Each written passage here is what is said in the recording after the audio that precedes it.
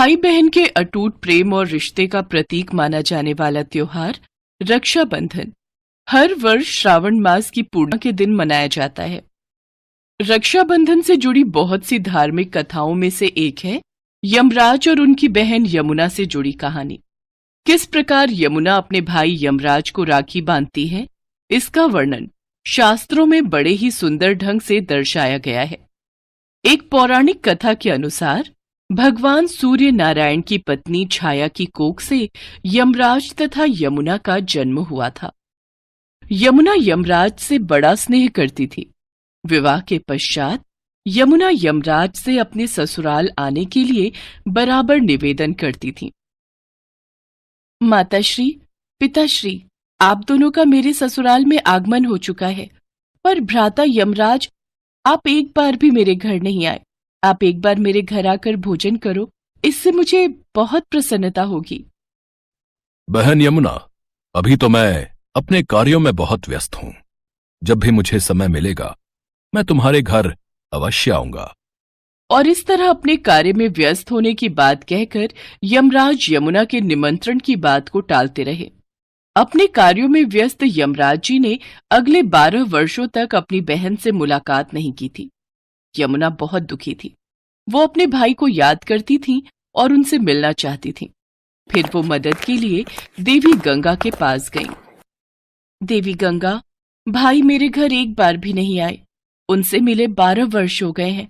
मैंने उन्हें कितनी बार आग्रह किया।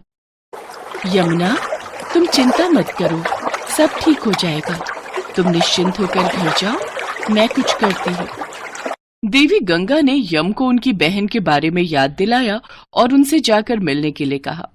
अपनी बहन के दुखी होने की बात सुनकर यमराज का हृदय भी अपनी प्यारी बहन से मिलने के लिए व्याकुल हो गया और अगले ही दिन वे अपनी बहन यमुना से मिलने उसके घर पहुंच गए। अपने भाई को देखकर यमुना की खुशी का ठिकाना नहीं था। मेरी प्यारी बहना, मुझे क्षमा कर दे। मैं अपने कार्यों में व्यस्त रहा और तुझे मिलने ही नहीं आ पाया। कोई बात नहीं भैया, आज श्रावण मास की पूर्णिमा का पावन दिन है। आज के दिन आप मेरे घर आए, मेरे लिए इससे बड़ी खुशी की कोई बात नहीं हो सकती। भैया, आज मैं आपकी कलाई पर एक रक्षा सूत्र बांध देती हूँ। अपने प्रेम और स्नेह से सजी ये रेशम की डोरी बांध रही हूँ। आप जब भी इस डोरी को अपनी कलाई पर बंधा देखोगे तो आपको मेरी याद आ जाएगी। फिर आप मुझे मिलने आ जाना या फिर मुझे बुला लेना। लाओ भैया, अपनी कलाई आगे करो। मैं ये रक्षा सूत्र बांध देती हूँ। ये तुम्हें सारी परेशानियों से दूर रखेगा और हमेशा मेरी याद दिलाता रहेगा। हाँ, ये उत्तम है। अपने कार्यों में व्यस्त होते हुए भी बहन, इस रेशम की डोरी को देखकर मैं तुम्हें याद कर लूंगा।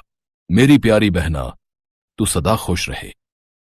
तुझे कभी भी मेरी जरूरत हो तो बस मुझे याद कर लेना। मैं तुझे मिलने आ जाऊंगा। ला बहन, बांध दे ये रेशम की डोरी। और फिर देवी यमुना ने यमराज जी के माथे पर तिलक किया, उनकी कलाई पर राखी बांधी और ढेर सारे पकवान और मिठाई खिलाकर अपने भाई यम के प्रति अपने अटूट प्रेम को उजागर किया।